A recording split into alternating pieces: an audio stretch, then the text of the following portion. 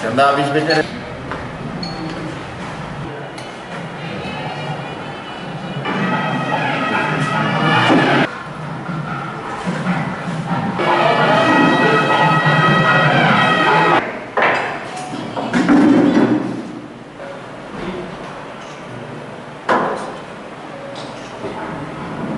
ముందుగా పులివెందుల మా గడ్డ, మా అడ్డ, జగన్మోహన్ రెడ్డి అడ్డ, ఈ అడ్డా గడ్డలకి కరెక్ట్గా చంద్రబాబు నాయుడు తెలుగుదేశం పార్టీ బుద్ధి చెప్పారు.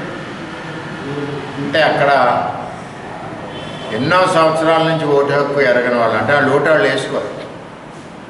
ఏనేడు జగన్మోహన్ రెడ్డి వేళ స్వచ్ఛందంగా వేశారు, చెంప చెళ్ళు అనిపించారు. 6,800 ఓట్లు సుమారు మెజార్టీ వచ్చింది. వాళ్ళకి వచ్చినాయి 630 సీట్లు. ఇది పులివెందులలో తెలుగుదేశం పార్టీ జెండా రెపరెపలాడింది. త్వరలోనే కూడా ఎమ్మెల్యే సీట్లు కూడా రెపరెపలాడతాయి. జగన్మోహన్ రెడ్డి గారు నిన్న రెచ్చిపోయారు చంద్రబాబు నాయుడు గారి మీద. నువ్వు ముసలోడి,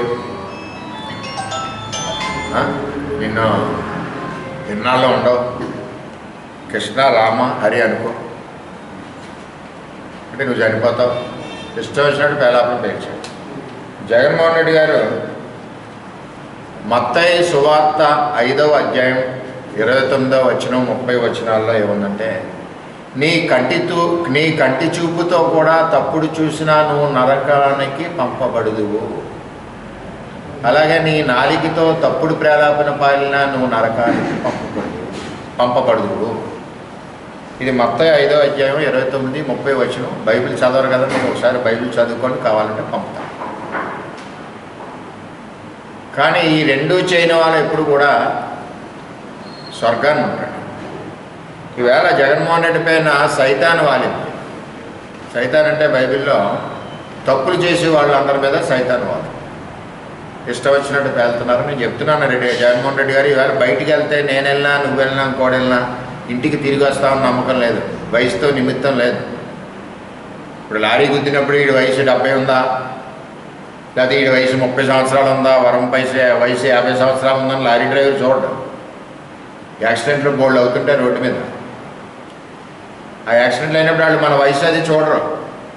అక్కడ ప్రభువు కానీ అటు వెంకటేశ్వర స్వామి కానీ ఒక నిర్ణయం చేస్తారు. అక్కడ చంద్రబాబు నాయుడు 110 సంవత్సరాల వరకు బతికుండాలి, రాష్ట్రాన్ని ఏలాలి నిర్ణయం చేశారు.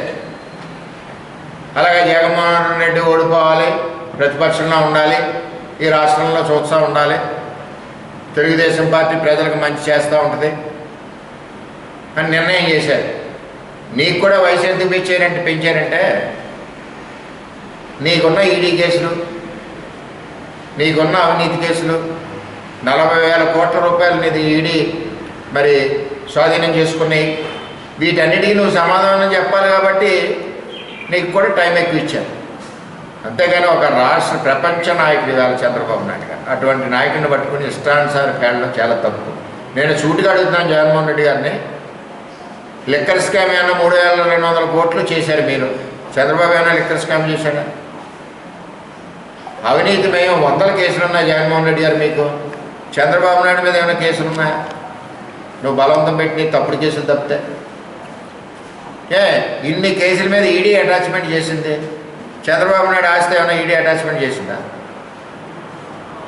ఈవేళ నిన్ను 11 సీట్లకు పరిమితం చేశారు. ఎందుకు చేశారు అర్థం చేసుకోవాలి. ప్రజల్ని కష్టపడి మంచిగా ఓటు అడుగు, తప్పేం లేదు. నువ్వు ఉండవు. వేళ పులివెందులలో నువ్వు గత 20-10 సంవత్సరాల నుంచి ఓట్లు వేయనట్లేదు.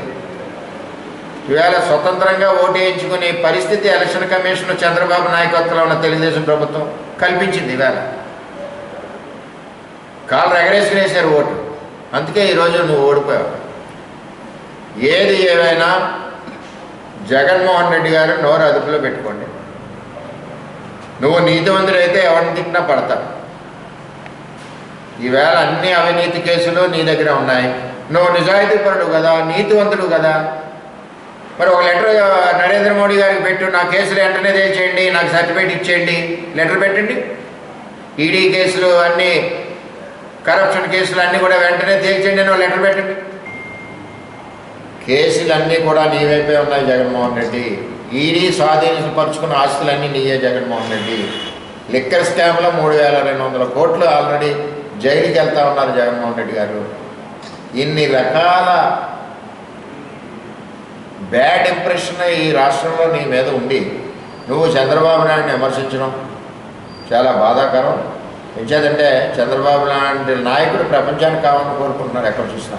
ఇవాళ ఒక పక్కన ఇండస్ట్రీస్, ఒక పక్కన అభివృద్ధి, నువ్వు వేసిన గుంతలో అన్ని రకాలుగా మేము ముందుకెళ్తా ఉన్నాం. అది ప్రభుత్వం. ఈ ప్రభుత్వం ఇంకా 10 ఏళ్ళు ఉంటుంది. చంద్రబాబు నాయుడు గారు ఇప్పుడు బైబిల్లో చదివాను వచనం 5వ అధ్యాయం మత్తయి 29:30 వచనం చదువుకోండి. దాని ప్రకారం చంద్రబాబు నాయుడు గారికి ఎప్పుడు కూడా భగవంతుడు 110 ఏళ్ళు రాసి ఉంచాడు. 110 సంవత్సరాలు ఆయన వెళ్తాడు. నువ్వు అలా చూస్తూ ఉంటావు. ఏదో నువ్వు ముసలోడు అయిపోయావు, రామకృష్ణ అనుకో, నువ్వు చనిపోతావు. ఈ పేలపలు వద్దు. ఎవరు చనిపోతారు? పాపులు ముందు పోతారు.